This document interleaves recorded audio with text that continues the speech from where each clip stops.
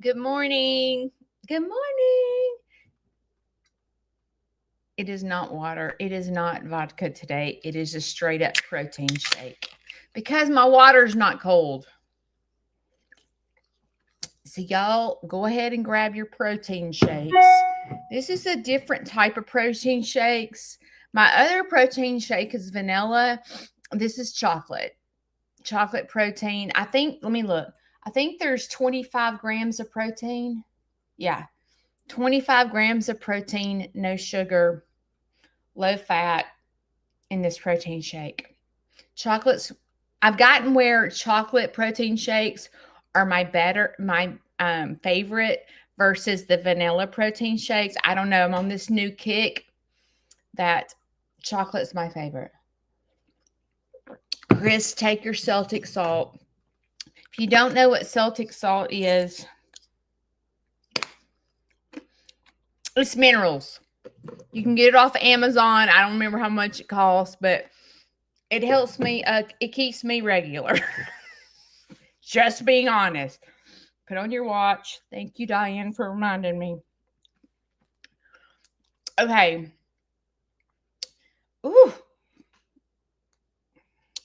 That salt. What am I going to do? I first need to update you on Toyota. It's not over. It's not over. I don't think it's ever going to be over.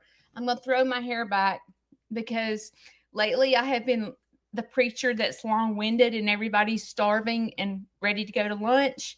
And so I'm going to try to jump to the story so that I don't keep you guys in church long. All right. So, Toyota. All right. My lawyer called. They received the check of the payoff. They received the check. It cleared the bank. Okay, let me back up. When my lawyer sent them the letter, they sent back what they wanted me to pay minus the late fees, minus the repossession, minus the interest and all that stuff, which is what I asked them to do to begin with, and they wouldn't do it. So I hired a lawyer. The lawyer sent they sent back how much I owed without all that.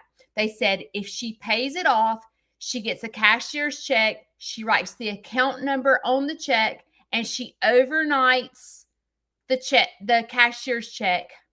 We'll send the car to Birmingham. I send the check. I overnight it. I put the account number on it and everything.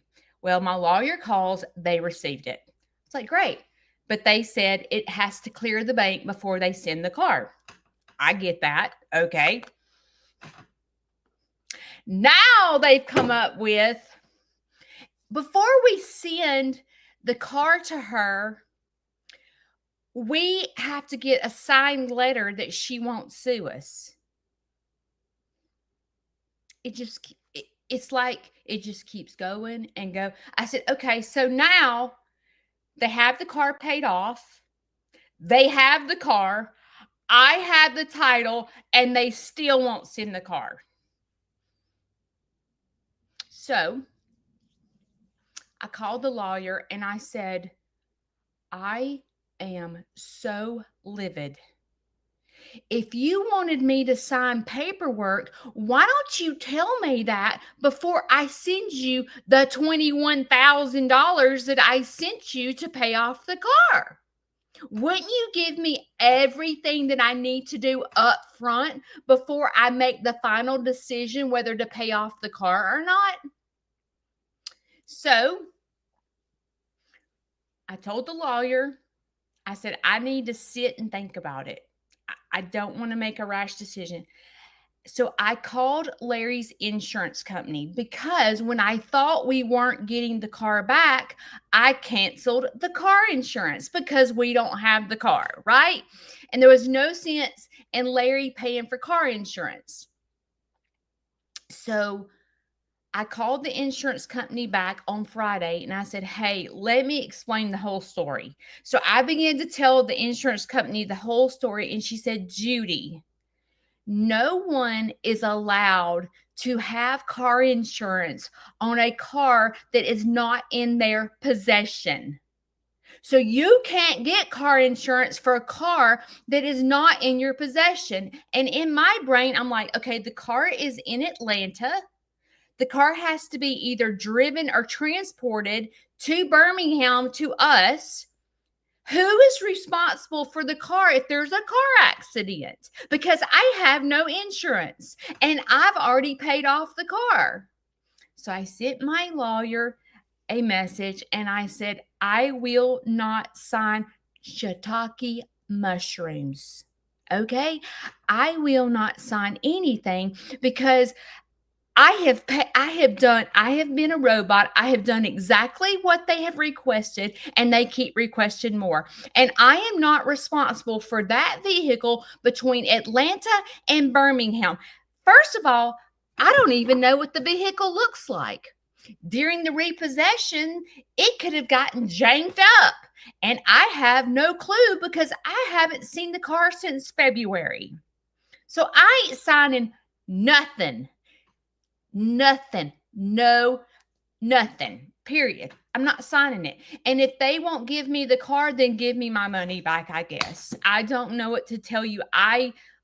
Y'all have drove me crazy.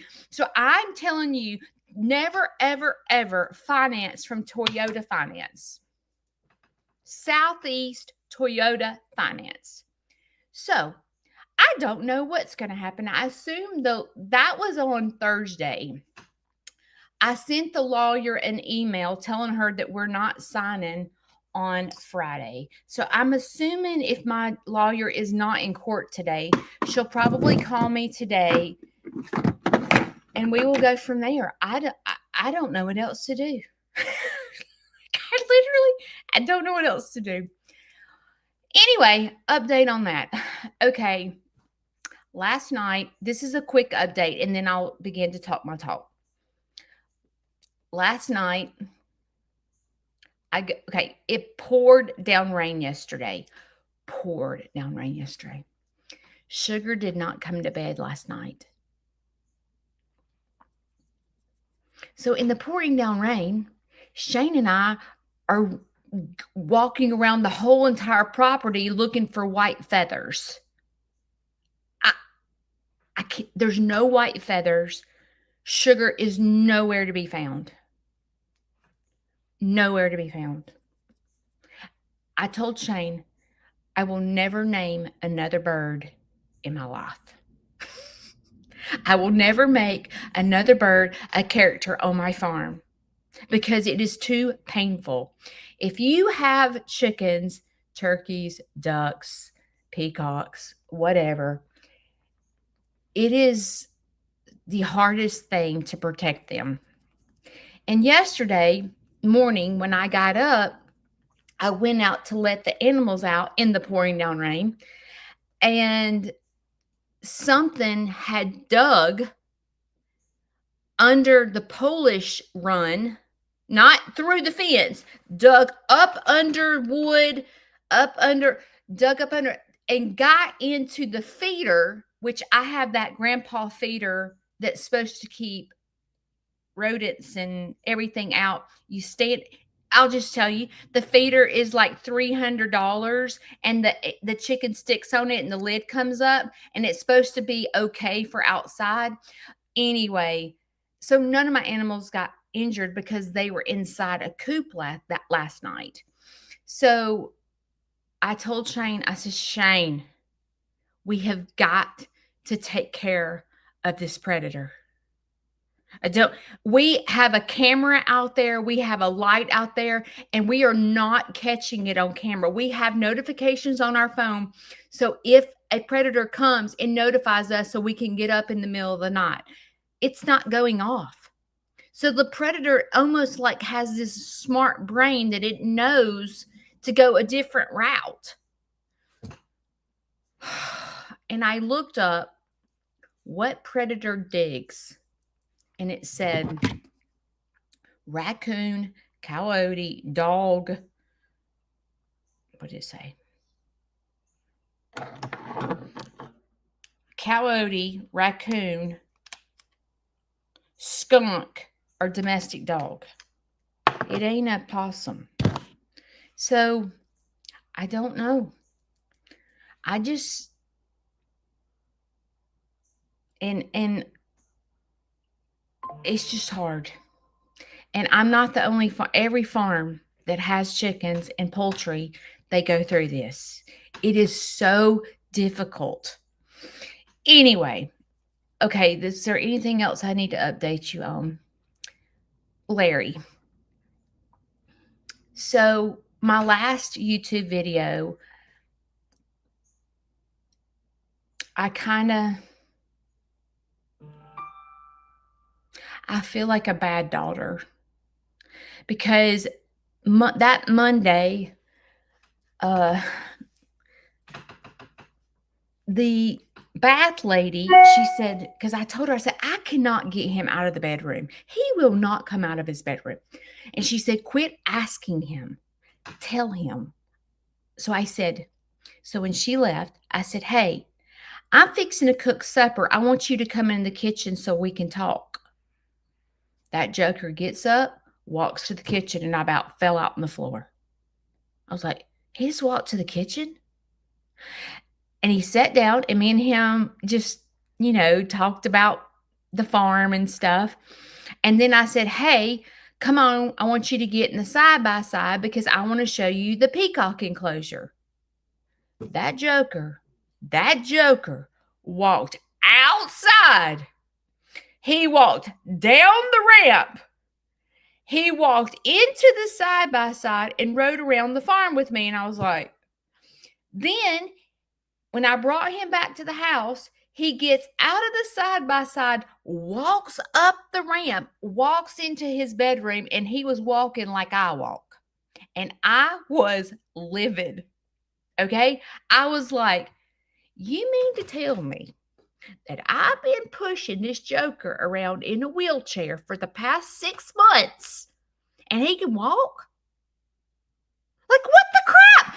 And on the day before, he was in his bedroom and he texts me, I'm out at the farm. He texts me, I need a spoon. I had to walk all the way back to the house, get a spoon out of the kitchen and give it to him in his bedroom. And I thought in my head, you can walk to the kitchen, but you have to text me and I have to walk all the way back to the house to bring you a spoon, but you can walk in the kitchen. I was mad. I felt played. I'm like, my whole life revolves around taking care of you, and you can do it all yourself. And I just was having a mental breakdown until Friday. So Friday, his bath lady came early. So when she comes early, I try to get him out of the house. So I went into his bedroom and I said, hey, I need to go run some errands. I want you to go with me. He said, okay.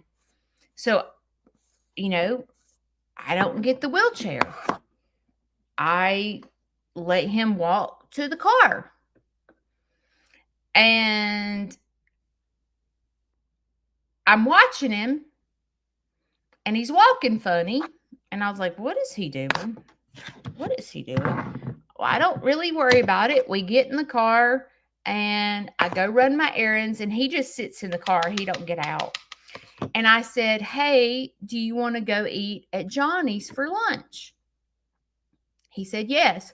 Well, normally we go through the drive-through and sit in the car because he's embarrassed to go in public with the wheelchair. And so I usually just go through the drive-through and him and I go home and eat, or we eat in the car. Because he could walk somewhere on Monday, I was like, we'll walk into the restaurant. It was a train wreck. And I sat there and I thought, oh, dear Jesus, how am I going to get him home and get him in the house? Because when I tell you he couldn't walk, like he was so weak and couldn't walk, I was like, what is going on? And I was talking to the hospice nurse, and she said, Judy, this is what happens.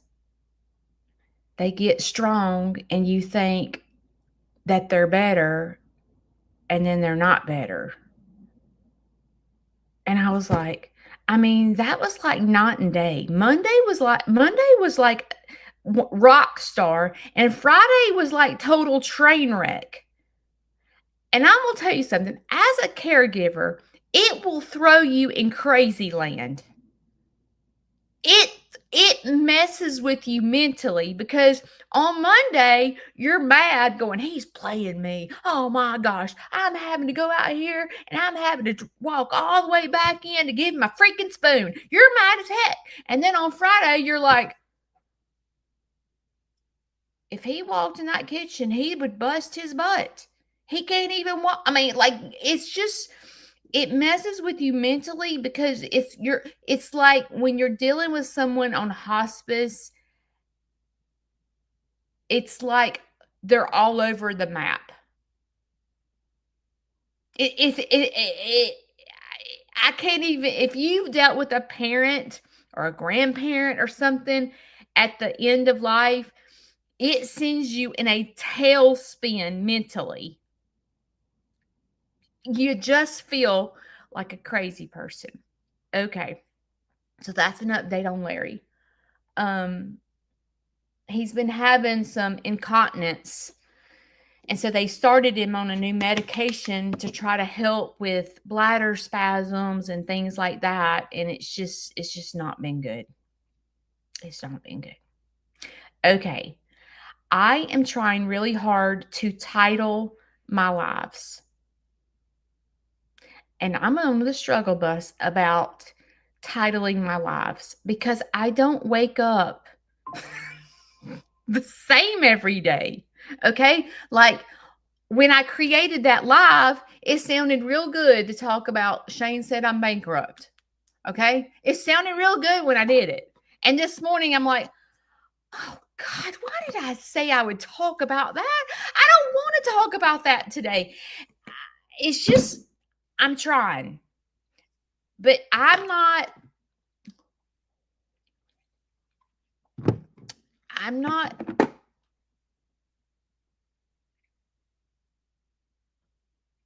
a train wreck every day, right?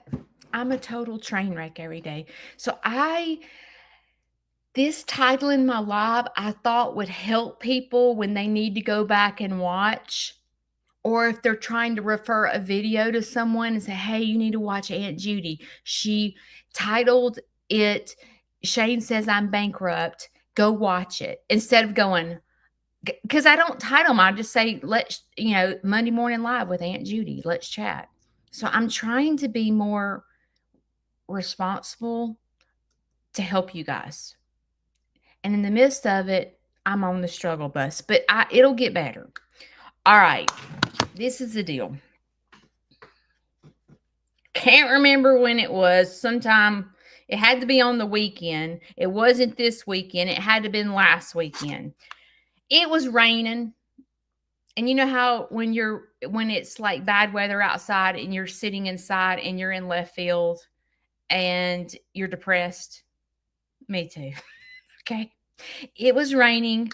Shane and I are not inside people. So we were both on the struggle bus because we couldn't get crap done because it was pouring down raining. So what do? Oh, well, I'm just like everybody else. And when you get bored, you let your mind spin out of control. So I began to go I got my little notebook out on my phone and I started writing down my Sneed's farmhouse bills. And I began to look at the bills, and I'm like, earlier that week, I had a couple of schools call me for field trips. And every time a school calls me about coming to a field trip, I feel kicked in the teeth. I do. I'm like, what am I supposed to be doing? Because I thought,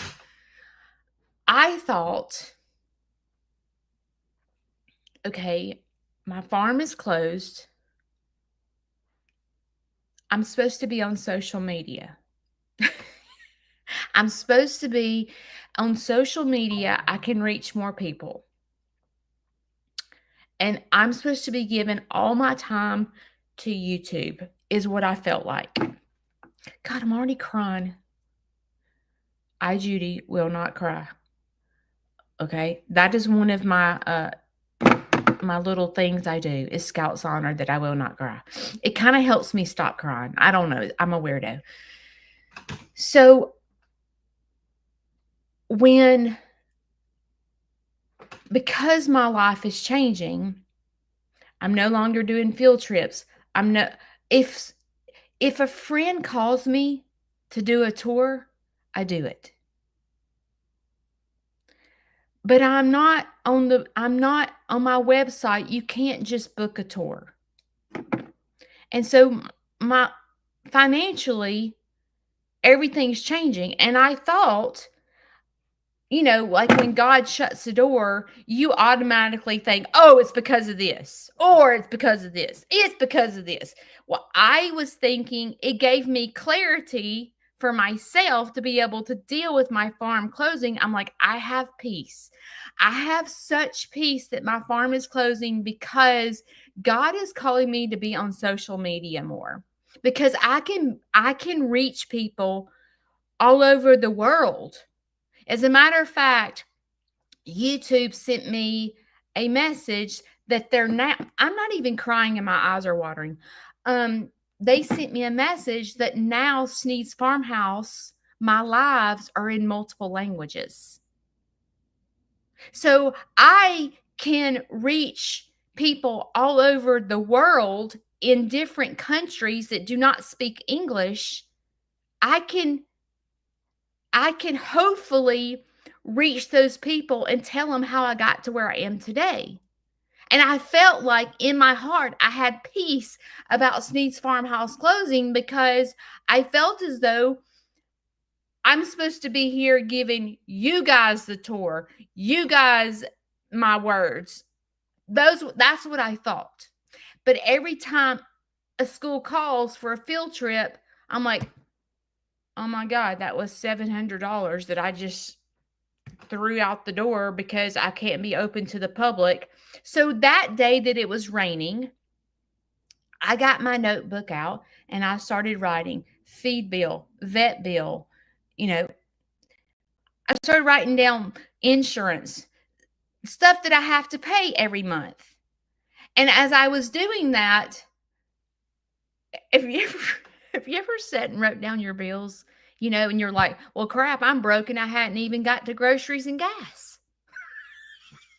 Like, it sucks. Like I hadn't even put my grocery, because I have to go to the grocery store for like queso and the animals. And so I was like, oh crap, I hadn't even got to the grocery bill yet, and I'm freaking backwards. So I was sitting on the couch. Shane was on the other couch, and he don't know what I'm doing. He's watching that Joker. What is the name of that show? Gunsmoke bullcrap. He watches Gunsmoke every time he turns on the flipping TV. I forgot the man's name that's over Gunsmoke. But anyway, Shane is a Gunsmoke guy. Okay. Anyway, he's watching Gunsmoke. I'm sitting here writing down my bills, and my anxiety level is going like this. And I'm like, how am I going to pay for this? What am I going to do? How am I going to feed the animals? Oh my God, I'm going to have to get rid of the animals. And then what am I going to do? Oh my God. Mind is 90 to nothing. So I think in my head, I'm like, y'all go with me here. Try to relate to me. I know it's not the same situation. So as I feeling like I cannot breathe, I wrote down all my bills, and I haven't even gone to the freaking grocery store or paid for gas. I'm feeling like I can't breathe. And it's raining outside, and I'm in left field, and my husband is sitting there watching Gunsmoke, relaxed and not having any stress. And I'm sitting on the other couch feeling like I can't breathe. So what do? Let me take a drink of my chocolate protein shake.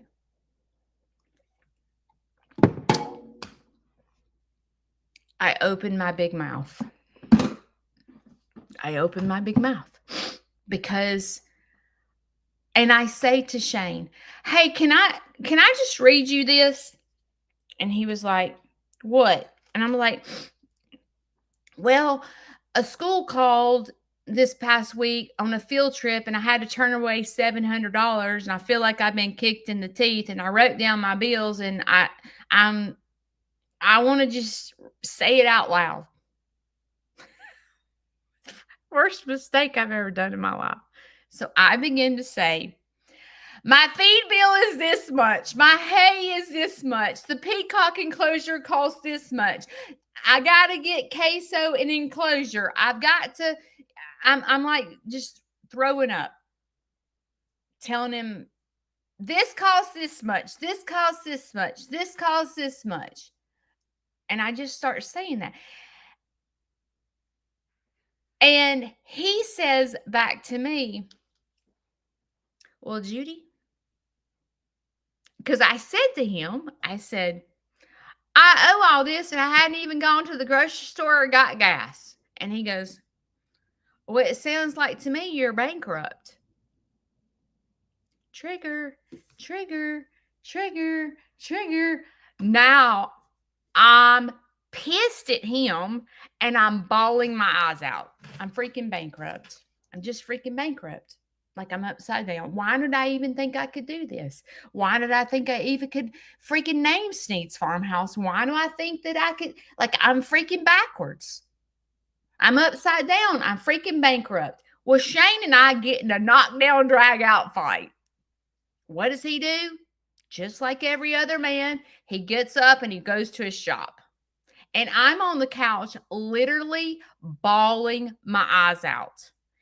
Okay, we're going to stop there. I'm going to tell you more to the story, but let's stop there and let's break it down. Because in this situation, I can't break the whole thing down. It's so bad that I have to go sentence by sentence. Because it's terrible. I'm ready. I am not joking. I was so, do you ever get so mad? You're just like, I'm leaving. I'm leaving. I ain't doing this no more. I'm going to get a hotel room. I'm packing I'm getting my dogs and I'm going to a hotel room because he gets on my flipping nerves. Okay. We're at that point. Okay. I know we've all been there. Like I'm going to a hotel room, or I'm going to the other bedroom. I don't even want to sleep by him. That's where I was at. So let's break it down sentence by sentence. I'm sitting on the couch because it is a train wreck outside. The weather is awful. I can't get outside. Well, that was the first thing that was bad because I was in left field. So when I was in left field, I start writing down my bills because I'm in emotional mind. I talk to you guys about being in emotional mind all the time. I'm sitting there bored. So what else to do but to write down your bills and what you owe? So I begin to get an emotional mind going, I got all these bills. Oh my God. Oh my God. What am I going to do? I had to turn down a field trip. So when I'm in emotional mind, I'm sitting there feeling like I can't breathe. So what do? I do exactly what I tell y'all not to do. I tell y'all all the time, if you depend on your spouse for your happiness, for your emotional needs, you are going to lead yourself to a dead end. If you're waiting on your spouse to meet your needs, you're headed for a dead end. I know that. But does that mean I practice that all the time? No. Okay, so basically, when I start reading, my feed bill is $800. My hay is $50 a week. Times 365 is $3,000. You know, when I start doing that to Shane, Why am I saying this out loud to Shane? Why am I sitting here in emotional mind reading what I owe to Shane? I'll tell you why. When I start here and I break it down to figure out why am I doing that? It's because I was looking for Shane to rescue me. I was looking for Shane for comfort. When I was saying, my feed bill is $800. My hay is $50 a week times 4 weeks in a month times 12 months in a year. And I'm reading this to him. I'm wanting him to go, Judy, it's going to be okay. Judy, we got this. Judy, I love you with all my heart. And we got this. We got this, honey. We got this. That's what I was looking for. And I got the complete opposite. I got, dude, you're bankrupt. So when he said, what was going on in Shane's mind? When we break this down sentence by sentence, okay, I was looking for comfort. I was looking for someone to hold my hand and go, it's okay. We got this. I got your back, Judy. Like, it's going to be all right. Okay, that's what I was looking for. But when I'm screaming out all these big bills to Shane, and Shane tells me I'm bankrupt, what is going on in Shane's mind? Why can't he freaking put on his thick bifocal glasses and say, it's going to be okay? Like, we got this, Judy. It's going to be okay. Why didn't he do that? I triggered him. When I started throwing out all these big numbers of what it costs to run my farm, I triggered him. Why couldn't he see what I was needing? Because we both were caught up in emotional mind. If I depend on Shane's knee to go, Judy, we got this. It's going to be okay. I got your back. I'm here to help you. If I'm waiting on that, I am in trouble. It will be a dead end every single time because Shane is not saying that to me. Shane is not meeting these little girly needs that I have. He's not. Never. He's never going to look at me and go, girl, I got your back. He's not doing that. I have to put on these big old huge glasses with the lens about this big to be able to see that, because the words that come out of his mouth is not that. I have to go, okay, he's out there building a peacock enclosure. What does that mean? Like, I have to break down sentence by sentence to figure out what is going on in my farm. So when I triggered him, because I was throwing out all these big numbers and he tells me I'm bankrupt, he's in emotional mind because I triggered him. I triggered him. This girl is about to make me broke. This girl is taking me to bankruptcy. That's what I think was happening to him when he screamed out, girl, you're bankrupt. I was like, I wanted to get, but of course, I'm not thinking this in the moment. I'm pissed as, you know what? I hate his guts and want to go get in a hotel room at this point, okay? I'm not being able to break down. I have to get away from the situation and break it down to figure out what the flip is going on. I triggered him. This girl's about to make me bankrupt. So he says to me, you're bankrupt. I start crying. He walks to his shop. We're both pissed. He probably wants to go to a hotel at this point. So the story goes on. And I'm like, God dang, why do I have to freaking be the mature one to break this down to figure out what the flip he's trying to tell me? Like, why? Why do I have to go to counseling? Why do I have to pay for copays? I feel like he should be paying my copays because I'm having to go to counseling because he's a jackleg. That's what I'm doing, okay? So it stops raining and the story keeps going. And I walk out to my farm. And I just stand in my farm and I just look around. And I see the chapel, the jailhouse, the country barn, the castle coop, the country store, the beautiful peacock enclosure, my wooden fence all the way around my farm. I just look. And all that kept going through my mind was people piss me off. People piss me off. And the reason I was saying that is because as I began to go around the farm looking, people say all the time, and I did a video about this. They're like, "You're so spoiled." Really? Really? Come live with me. Come sit on my couch for a week and just sit back and watch what happens in this household. And you tell me I'm spoiled. Okay? I get furious when people tell me I'm spoiled.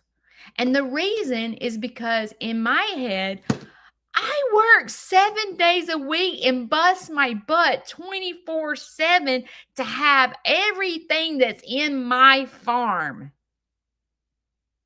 So I get mad. But as I sat there, it was like, okay, Shane said I'm bankrupt. And I'm looking around my farm and I'm like, how did I get all this? What is going on with me? What am I doing with my life? What is God trying to tell me that I need to be doing? Like, what the heck? Am I spoiled? Am I spoiled and I just don't know it? Like, why does the word spoiled trigger me? Why is Shane telling me I'm bankrupt? What the heck is going on? And I'm just looking around my farm. And I was sitting there thinking in my head,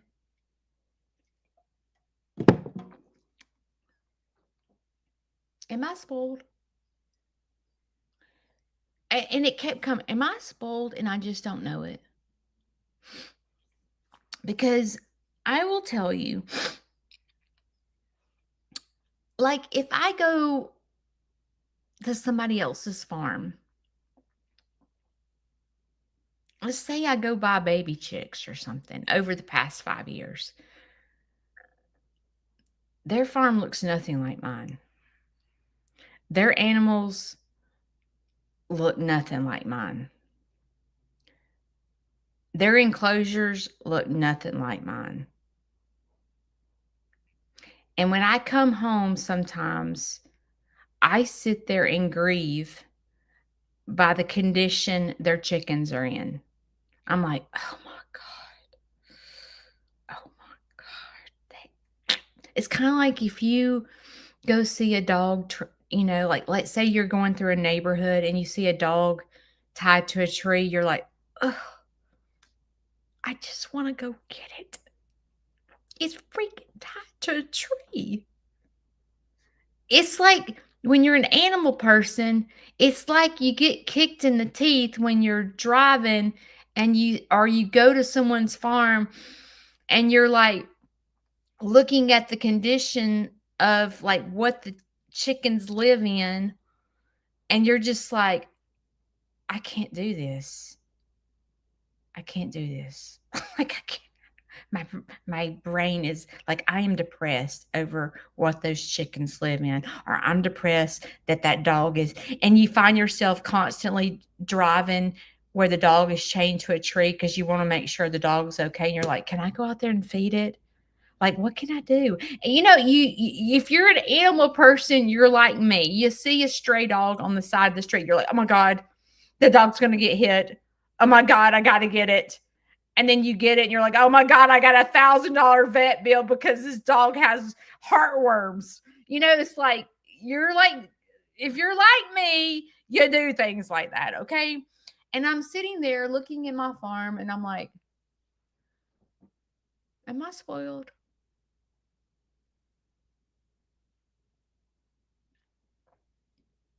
Because in my head, I'm like, I am not spoiled. Shane is not giving me shiitake mushrooms. When I first started my farm, this this a chicken friend got really mad at me. And her comment was, what did she say? She called me a bitch. She told me all I do is sit on the couch and get hundreds thrown at me.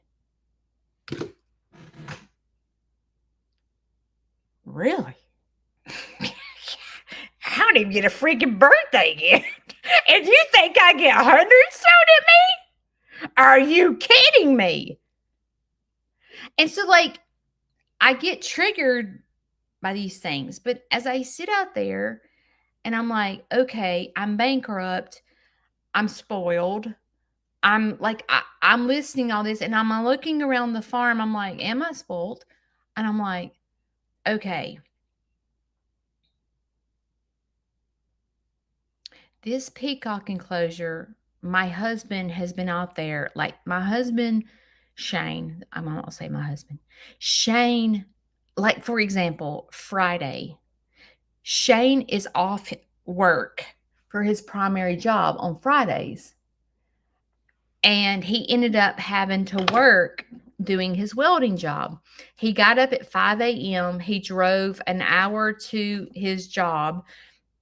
He worked till 2 o'clock. He came home, and welding is not an easy job. Okay. That joker's up on a roof in 100-degree weather at times with the welding gear on and a welding hat with the torch in his hand in 100 degrees, upside down in a hole. Like he works hard. Okay. It's not like an air conditioning job. Okay. So he works, gets home at 2 o'clock, goes straight to the peacock enclosure and works till 8 o'clock at night. Am I spoiled? And I had to sit there and ask myself, every freaking person that walks into this farm sees all this stuff and they're like, you're spoiled. And I'm like, shoot, are you freaking, have you watched me the past 5 years? I kick butt. I wake up a train wreck every single day and have to get myself straight. Go out here, work my butt off, do tours, do field trips, go to freaking do social media, go live. Blah, blah, blah. I've gotten to where I am today not because things have been handed to me. I have worked for it. But when I think about, am I spoiled? I'm like, how many people can say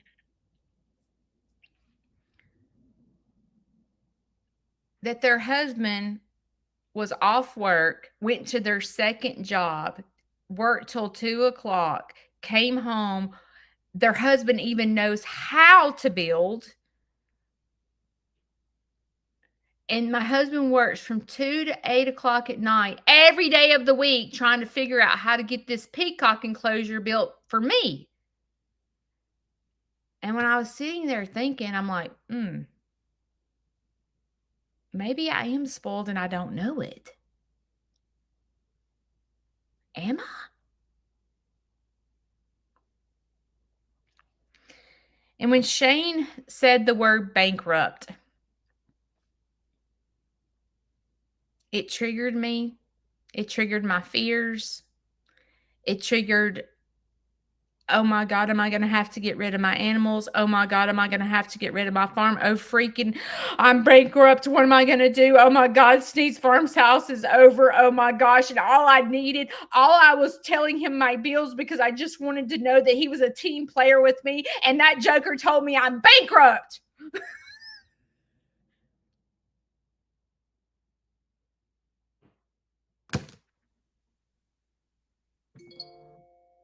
This sucks. Am I bankrupt? Okay, I'm spoilt. I didn't think I was. Because nothing has been handed to me. But maybe it has been handed to me because my husband is building a peacock enclosure. My husband built my barn.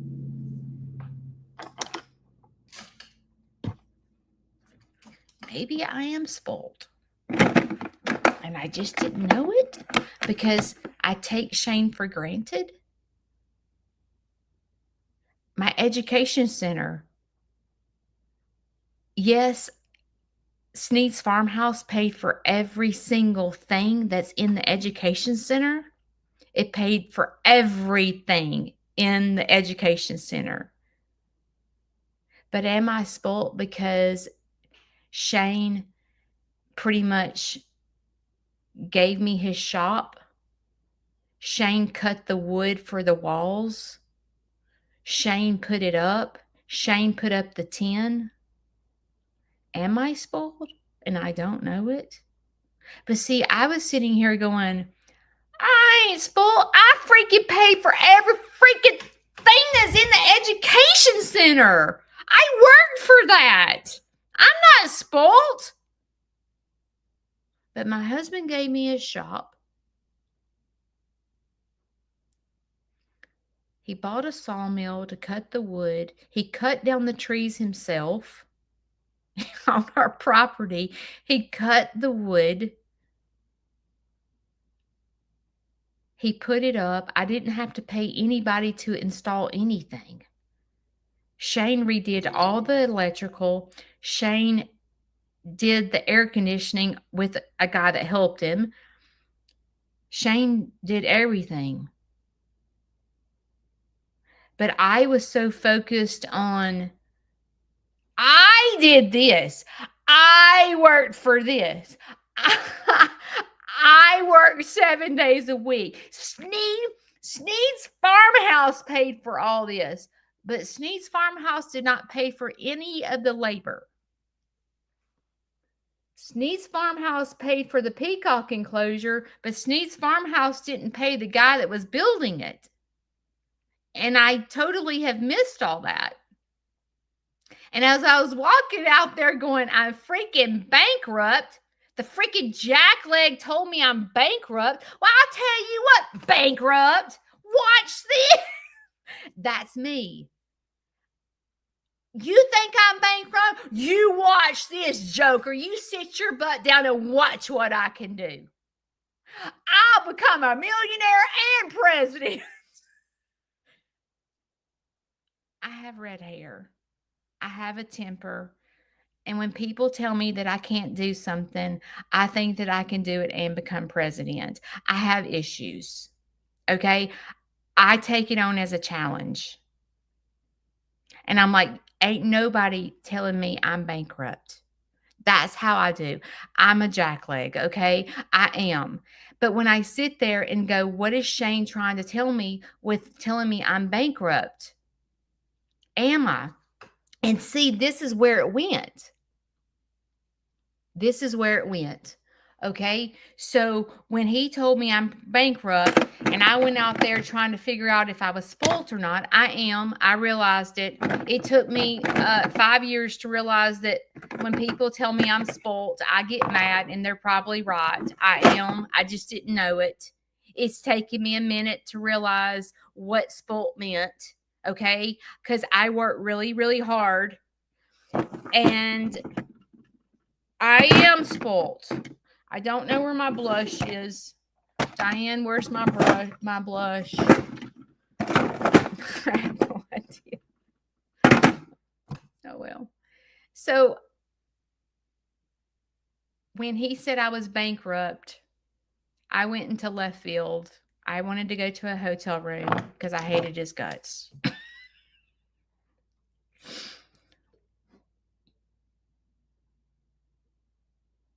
So then it made me go, what have I done?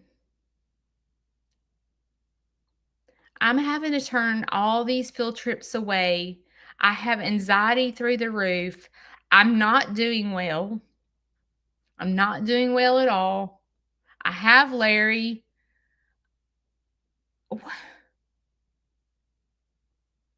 If I'm bankrupt, how do I get unbankrupt? Ever done that? How do you get unbankrupt? I remember one time my dad sitting me down. Hang on.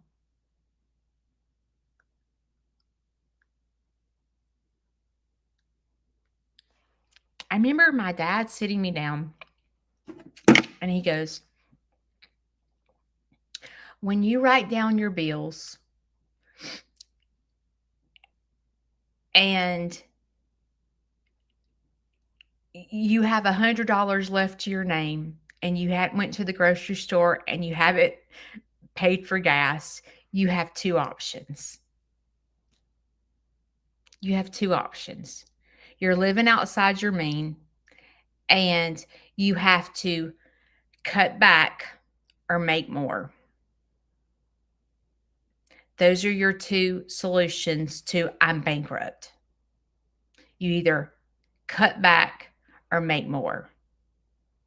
And it may be a combination of doing both, like no more Starbucks coffees, and you got to go get a second job when you're bankrupt. When you write down your bills and you have $100 left and you haven't been to the grocery store or bought gas, you have two options. If the option is I can't go get a second job, then you're living outside your means and you have to cut back. And we don't want to do either. We don't want to cut back and we don't want to go get a second job. And it sucks being an adult.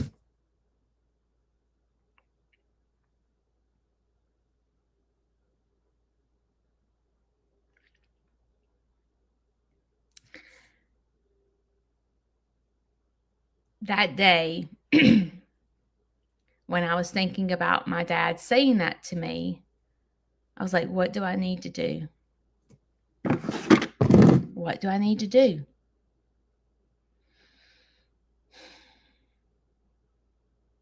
I sat out my farm and was like, well, I'm just spoilt brat and I'm bankrupt. Spoilt brat and I'm bankrupt. I'm a train wreck. So this is what I did. I sent a text message to the USDA and I said, can we have a third meeting? Because when Shane said I was bankrupt, I'm like, the only thing I know to do is open back up to the public. So I have to get a USDA license. But then I'm sitting here going, well, how am I going to do Larry and field trips?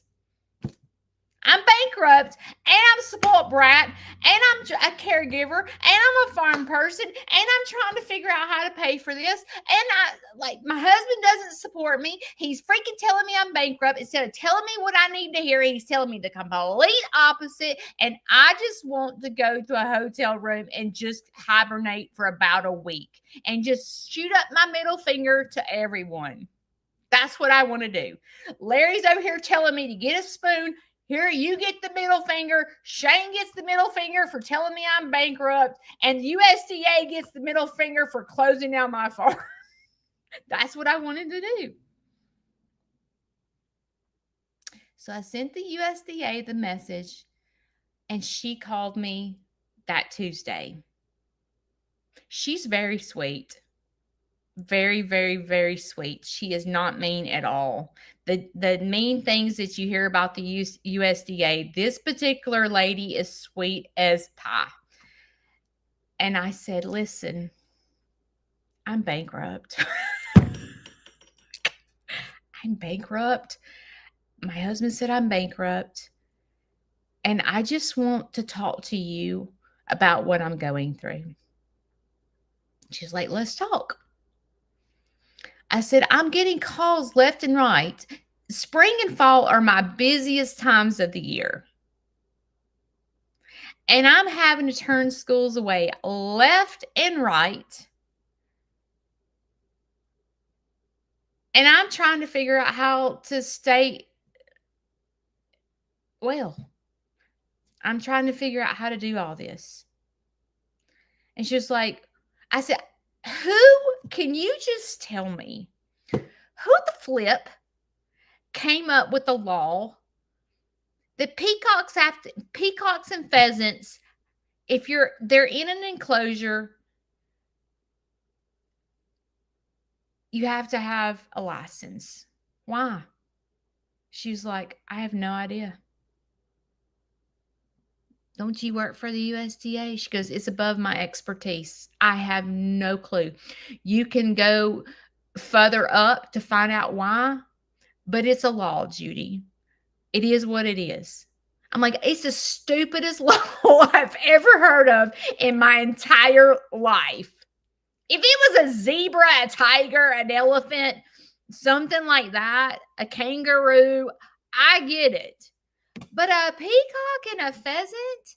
So I began to tell her how my female pheasant got out of the pen.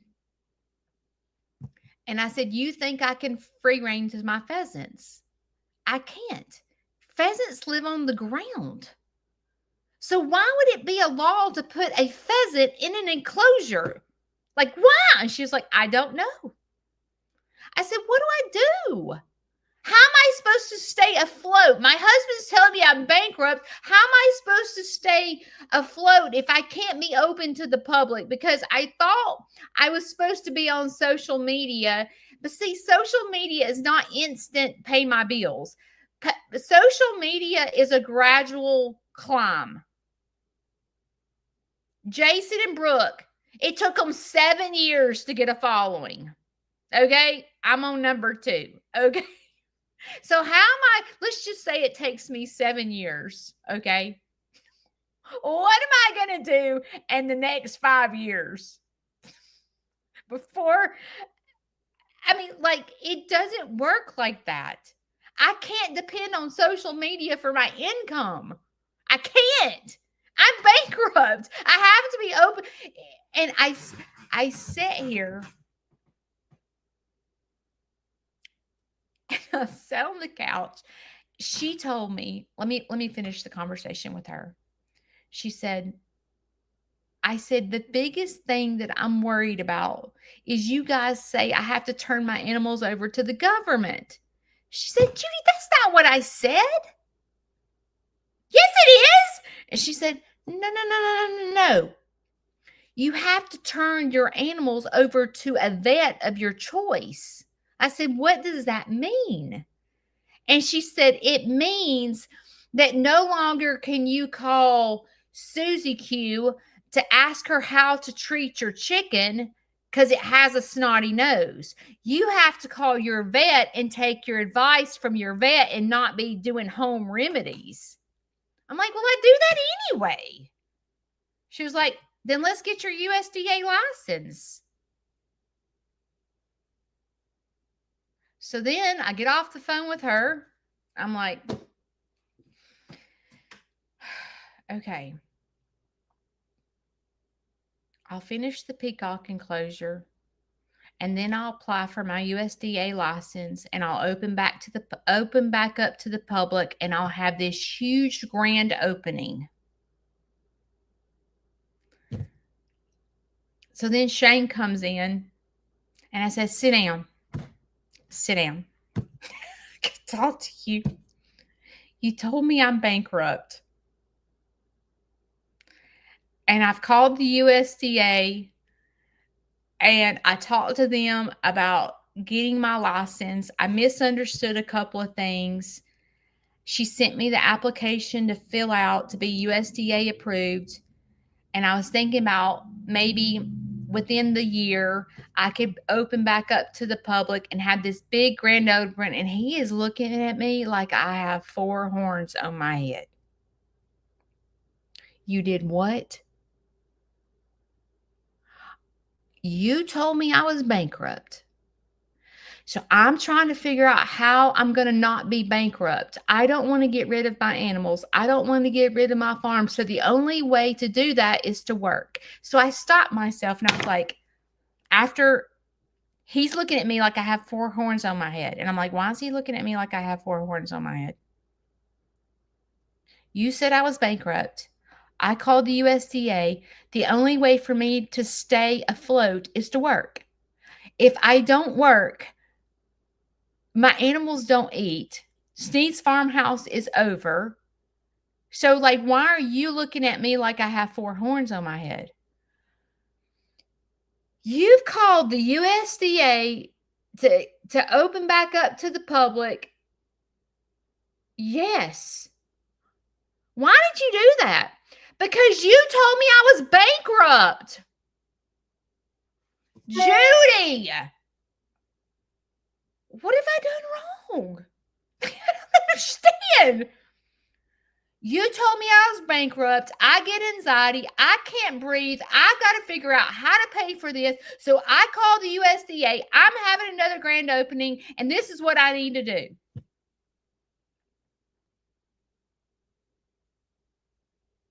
I don't understand. I'm looking at him going, I don't understand what I did wrong. I am not the type of girl that expects everything to be handed to me. I'm going to work for it. So how do you plan on doing this, Judy? Doing what? I've already called the USDA. I'm going to fill out the application at the end of May. I'm going to get them here to see what has to be done to my farm. But the first thing I know they're going to tell me, Shane, is they're going to tell me that Queso has to have an enclosure because his enclosure this year is too small, unsecure, and we're going to have another peacock situation if we don't get the right enclosure for Queso. Queso is going to be gone. He is doing this.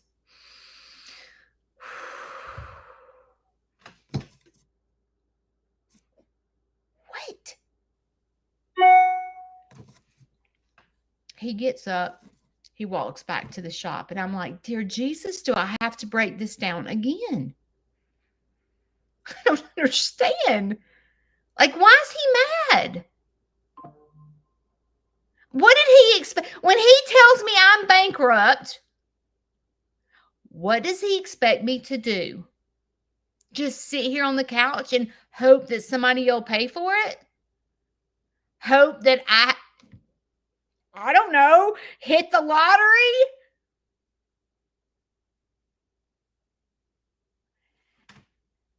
And then I broke it down. It's like, what is he trying to tell me? Why does he think I have 4 horns on my head? I don't understand. He told me and I'm sitting here saying this to myself. He told me I'm bankrupt. Well, if I'm bankrupt, I have 2 choices: to cut back or get a second job. I ain't cutting back. I'm replacing my peacock. I'm finding Queso in enclosure. I'm doing these things.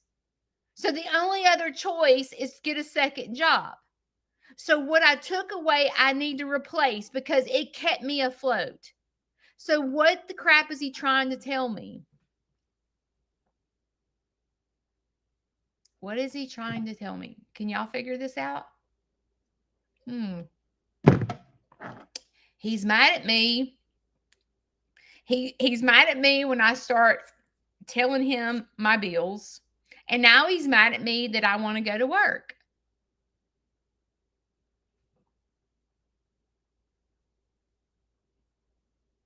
And I'm sitting there going, what is he trying to tell me? What is he trying to tell me? I don't know what I'm supposed to do.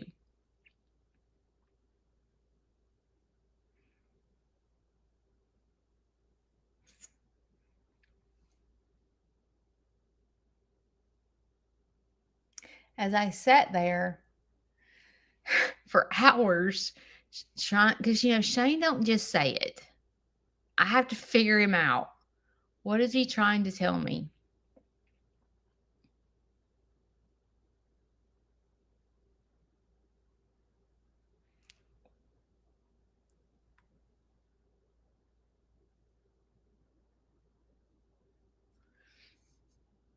As I sat there bawling my eyes out, it was one of those situations. You damned if you do, you damned if you don't. Like, I just can't win. I just can't win. And in the midst of all this is when my video on Facebook was going viral and people were ripping me a new one.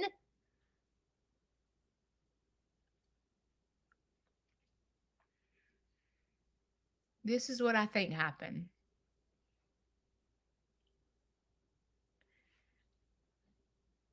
I was bored. It was raining. I was sitting on the couch. So I started running numbers. I was panicking, scared. How am I going to make it? If I'm not open to the public, how am I going to make it? Woo! So I go to YouTube. I'm like, God, my views suck. Because then you start comparing yourself to other people and you're like, no one watches my crap. And you go to Facebook and you're like, they ain't even freaking paying me. So I'm sitting there. It's raining outside. It affects my mood. I'm running numbers. I begin to start comparing myself, and I look to Shane for help. And instead of saying, Shane, I need help to know it's going to be okay, I don't say that.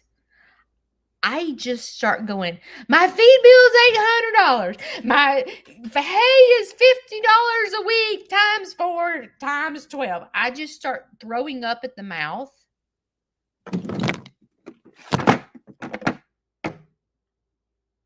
Shane gets triggered. You're bankrupt, because I triggered him, because I'm sitting there triggered. I triggered him. He's bankrupt.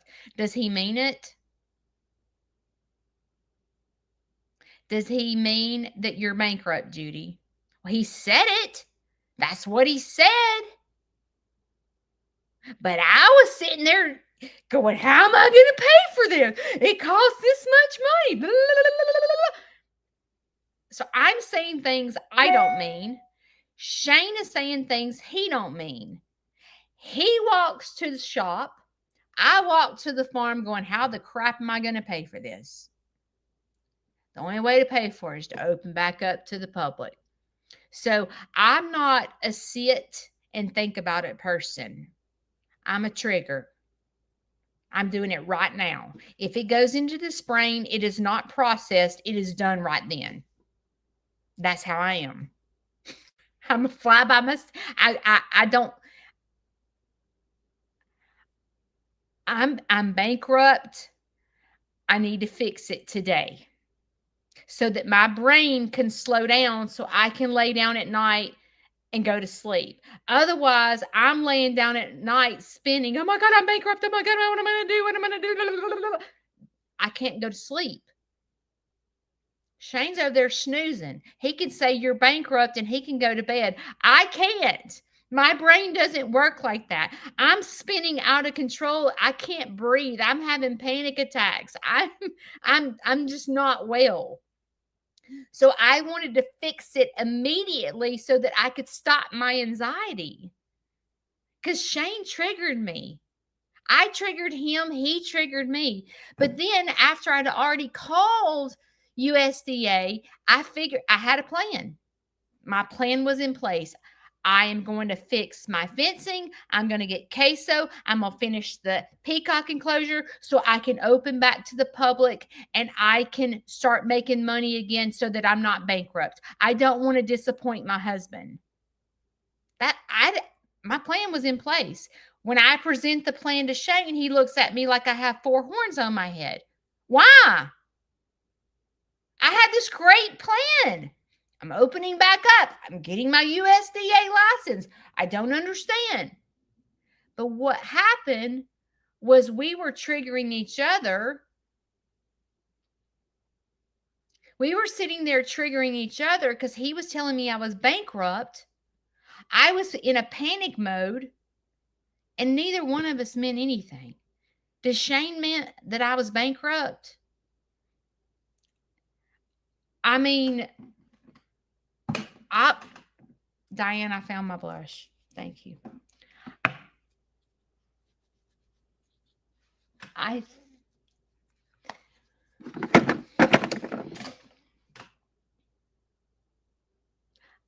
It's 10 after 8. I got to wrap this up.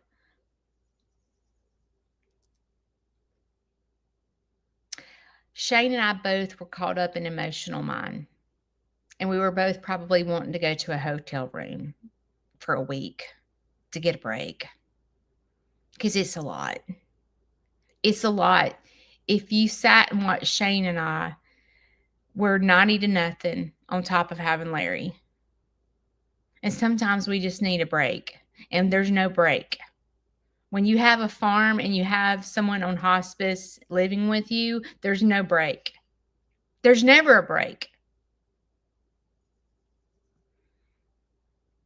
Does it mean that I'm bankrupt? Does it mean that basically what could I have done differently? If I need Shane to let me know everything's okay, like everything's going to be okay, Judy. Instead of screaming out, my feed bill's this, my blah, blah, blah, I'm not going to get everything's going to be okay when I'm out here panicking over these are my bills and I don't know what I'm going to do. If I told anybody that, they're going to go, you're freaking bankrupt. Excuse me.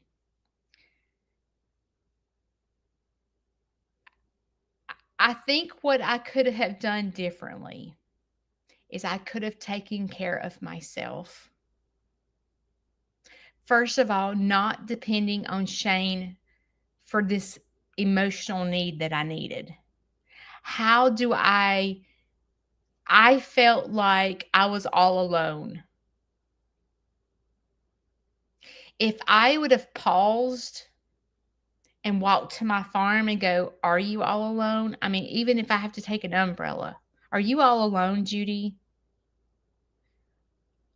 I could have looked at the peacock enclosure and see Shane coming home from work every day, killing himself, and I would have known that I wasn't alone. Shane is not going to let me fail. But instead, I was sitting on the couch in emotional mind wanting Shane to meet my needs. And he did the complete opposite. He did not meet my needs. He triggered me and I triggered him. And then it was a total explosion.